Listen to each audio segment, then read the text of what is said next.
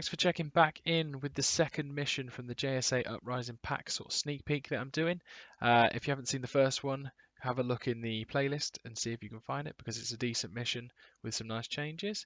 Alternatively, you want to have a look at the third mission that I'm going to be talking about next, then get over to Patreon as it's some exclusive content, and not only that, you'll be able to be in with a chance to win an Infinity box set of your choice every month. So it's a great way to support the channel. So the mission that I'm going to be talking about now is the second mission in this pack that you get in the JSA Uprising Army box, and it's called Central Building. You have a standard 4-foot by 4-foot table and 300 points apiece, and it's called Central Building for a reason. You're predominantly trying to secure the central building. Interestingly, in this game, you've got 12-inch deployment, but you do have a deployment exclusion zone. So no one with AD deployment, forward deployment, all that type of things, they can't get into that zone straight from the offset. So ideally what we're trying to do is secure the central building at the end of the game for a point.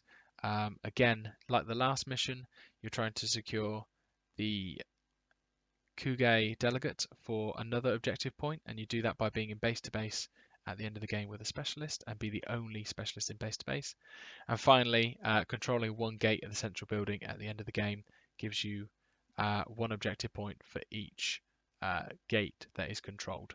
And you've also interestingly got one objective point, one classified that's worth 2 objective points, and you don't tend to see that in this season. So it's worth a little bit more, worth getting those specialists out on the board for that purpose, taking a couple of ranged ones because that could be the swinger really.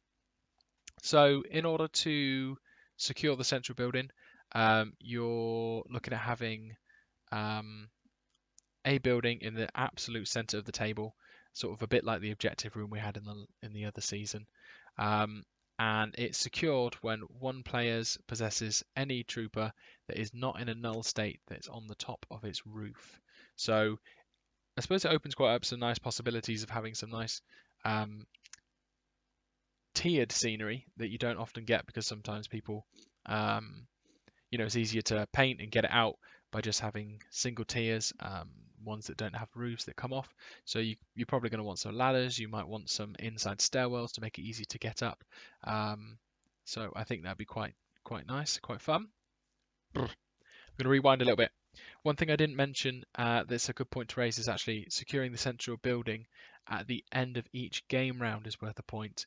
Securing each gate at the end of the game is worth 1 point per gate. So that's at the end of the game as opposed to each round. And again, controlling the delegate is per round. Okay, very interesting and very important to note. Otherwise, you'll be waiting to the end and you'll be with no points.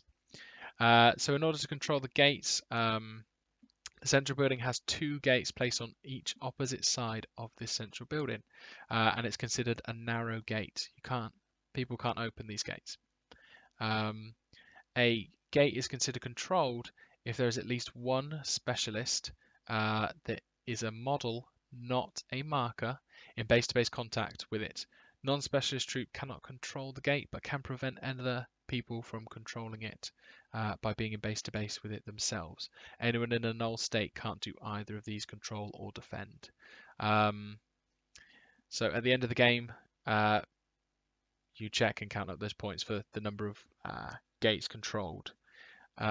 In this scenario, specialists are considered to be hackers, your doctors, your engineers, your forward observers, and your chain of command. People can't use your G servants to do these tasks. So quite an interesting mission. Very, very much focused around rushing towards the middle of the board, which I think is made more difficult by having the exclusion zone. And not only that, you're going to be on the roof. So terrain-wise and setting up, it's probably going to be quite nice to have something that's defending the edge. You're going to want something that's going to be able to sustain, whether that's using camo as a defense mechanism or having something really shooty. Some suppressive fire is going to be really important, saving your orders for that. If you can get a link team up there, break the link team perhaps might be an option, and use a command token to put everyone in suppressive fire. That's going to be fantastic. Even better, getting them on their prone whilst you're doing so. But then you've got the things that are going to be able to kick the living shit out of that, such as that pano tag that can spec fire grenades. You know, you're going to stop that. So you're probably also going to want to take some smoke up there. You know, defend yourself with smoke or eclipse grenades if you're holding the top of that.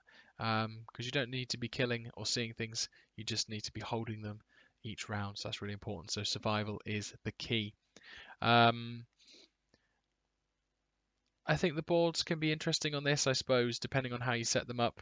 It's going to be quite important. Is one side going to have something that's going to be able to see all across the board? Because then that's going to make it very, very difficult to see into or on the roof of that central building. So I probably recommend having everything quite low around the board apart from that central objective, but maybe having two equally tall buildings either side of that so you can get across. Looks quite good. I don't think it's the best game mission that is in this pack, but looks quite fun nonetheless. So yeah, let's get cracking.